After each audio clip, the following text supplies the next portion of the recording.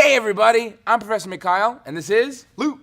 And today we're going to be talking about some core details that are super important around the triangle choke and what to do if that triangle choke doesn't work.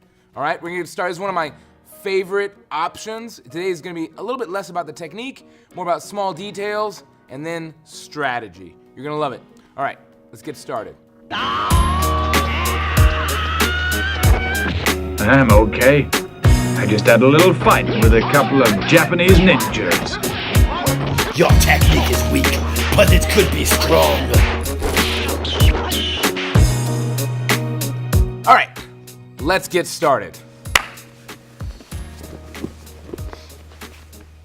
All right, so there's lots of different ways to get into a triangle choke from lots of different positions. For the sake of today's argument, to talk about like core fundamentals around the triangle, we're just gonna do it from the guard and we'll use a punch triangle, right? So the way the punch triangle works is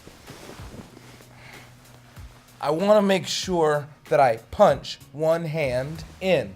So the way triangles work is one hand in and one hand out means a triangle. So no matter what side, it could be this side. One hand in, one hand out, okay? So for the sake of this argument, I put one hand in and my leg goes over, and now I'm in a triangle opportunity, right? Now what makes this triangle work largely is me pushing his arm against his neck, right? And me putting him in a triangle situation. A lot of people like to use like ballerina toes. Use live toes and clamp down and you'll be in a much better position. Now, it's really important to get perpendicular to your opponent in this situation. What I mean by that is it's very important, boom, to come down here to turn it on. Now, sometimes this can be easier said than done. Go figure, right? So let's talk about a really cool little hack to help you get perpendicular without actually getting perpendicular.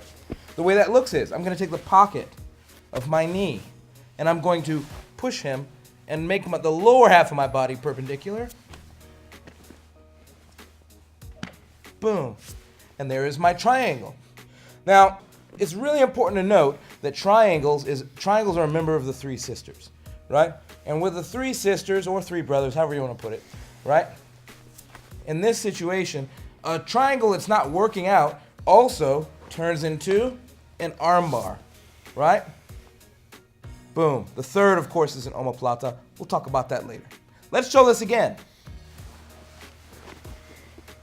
So again, here I am inside of a guard situation. Like I said, triangles can start from lots of different places. We're just going to talk about the punch triangle specifically, just to give you an idea of where we're going. So I'm just gonna push his wrist at the wrist, boom, on the inside. It breaks their posture, and here I am on top. This is called TPing, by the way. This is not a triangle. A triangle is when the pocket of my knee gets filled up with the joint of my ankle. All right. So here I am, the pocket of my knee here. I push.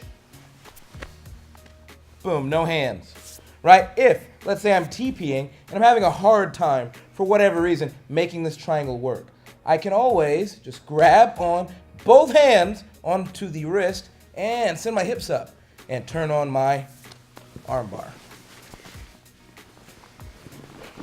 So, today, we've been able to solve how to actually turn on the triangle choke when you have a hard time becoming perpendicular with your opponent, and what to do if it doesn't work. Now, as with any choke, they usually don't turn on immediately, so give yourself just a little bit of time to cook it.